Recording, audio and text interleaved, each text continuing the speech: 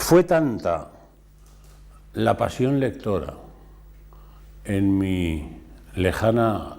niñez y adolescencia, tanta y tan escaso por razones familiares y por razones de acceso, el material bibliográfico a mi servicio, las librerías, las bibliotecas públicas, aparte de estar bárbaramente saqueadas después de la Guerra Civil, también eran difíciles de acceso, incluso a los ficheros, era una cosa monstruosa, era una especie de castillo de Kafka al cual no podía llegar nunca, por lo menos en mi circunstancia y en mi ciudad. Fue tanta la dificultad y tanta la pasión lectora mía, que yo he llegado a la conclusión, ya muy mayor, ya ahora, que gran parte de mi existencia se ha formado o ha tenido en cuenta un eje fundamental, que es hacerme con una biblioteca. Yo creo que en mi vida, más allá de lo que he podido hacer en la escritura, es fundamentalmente construir una biblioteca propia. Yo creo que lo que más me impresionó en mi niñez, fuera ya de los tebeos, que leí muchos, y de las novelas baratas en la adolescencia, que tampoco leí muchas, es decir, alguna cosa del oeste, alguna cosa del FBI, que enseguida abandoné, fueron una edición,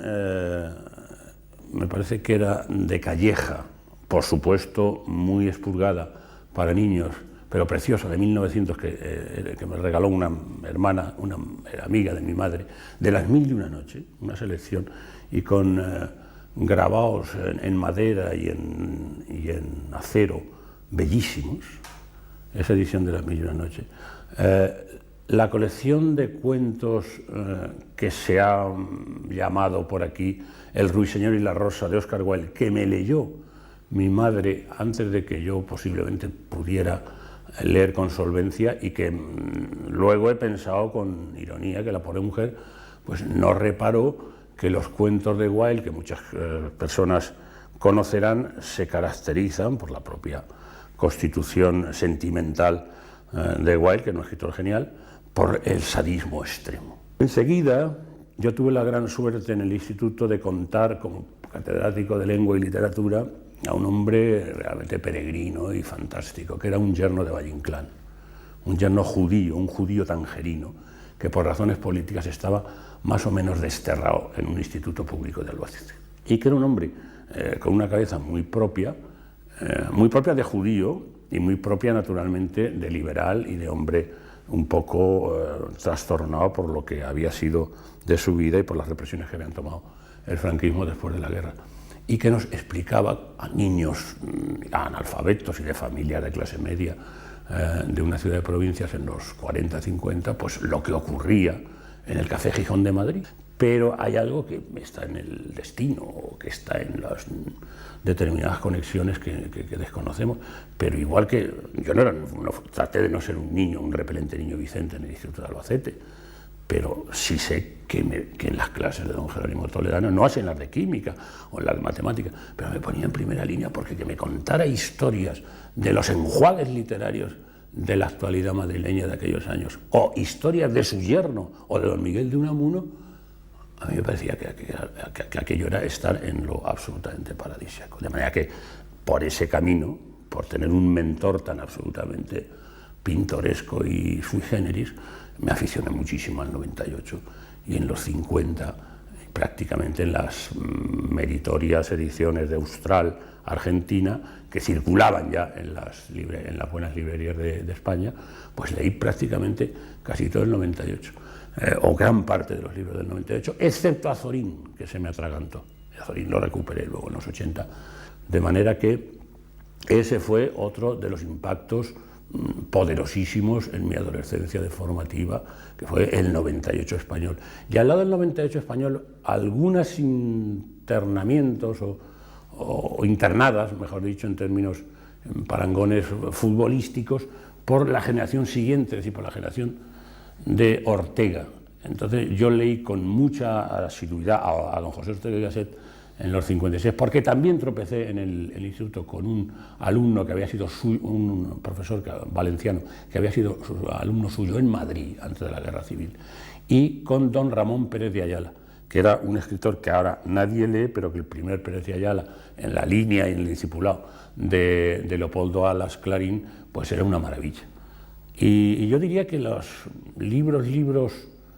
formativos acaban ahí. Si no nos dejamos en la memoria, y quiero decirlo por último, otro volumen también convenientemente expurgado, que era la gran novela histórica en la línea Walter Scott, Quo Vadis, que todo el mundo conoce o conocía o debe conocer, sobre todo por la versión cinematográfica, de manera que en esos libros que he contado se radica toda mi educación, digamos, literaria, o toda la formación de mi imaginario literario. El acontecimiento fundamental, naturalmente, de toda mi existencia y de toda la gente de mi generación era el sonoro silencio que había en la España profunda de provincias de mi niñez respecto a la guerra civil. De manera que la guerra estaba presente continuamente. Y las primeras derivas o las primeras también curiosidades, esto ya en el mundo de la adolescencia y de la universidad, que yo hice fue para enterarme realmente, porque no había manera de enterarse de qué exactamente había pasado aquí, vamos a ponerle desde la proclamación de la República hasta el 39, y desde luego más concretamente del 36. ¿Qué había pasado aquí? Es decir, qué hecatombe se había producido aquí en el 37, de la cual nadie daba razón más que los partes radiofónicos de la radio y los comentarios, como se decía entonces, intencionados contra los llamados, entre comillas, enemigos de España. Fueron mucho personas en los años universitarios que se habían educado fuera de España porque los padres eran republicanos y habían permanecido en el exilio, exactamente en Argelia, que era colonia francesa, toda la guerra. Entonces incorporó un hombre más o menos de mi edad, que luego fue alcalde de Murcia en los años del Partido Socialista, y que nos traía una cantidad de información tremenda, y de libros y de conocimientos. Era una fuente total de información aquel hombre, hijo de familia republicana. Posteriormente, en mi llegada a Madrid, fue decisivo mi encuentro con los miembros de la segunda generación postista, que, como se sabe, fue un movimiento poético de vanguardia en la línea no ya tanto del surrealismo, a mi juicio, sino del dadaísmo, incluso del futurismo italiano. Entonces hay una primera hornada, que son los fundadores, en donde están Ori o Chicharro, y hay una segunda hornada que vivían en Madrid entonces, que era Ángel Crespo, y sobre todo para mí, Gabino Alejandro Carriedo, que era un ser realmente inverosímil por lo divertido, por lo original, por lo extraño. Era realmente un dadaísta puro. Cuando hemos leído luego historias del dadaísmo parisino, pues él hubiera estado allí como uno de los grandes rebeldes y de los grandes insolentes de aquella época. Y aquel hombre no solamente tenía muchísima gracia en sus desafíos callejeros, los que se podían, sino que los archivos y la biblioteca no eran muy cuantiosos, pero los puso a mi disposición. Por ejemplo, Gabino Carriedo me enseñó quién era Pessoa o quién era Eliot, por ejemplo, y eso era muchísimo en un estudiante o en un ávido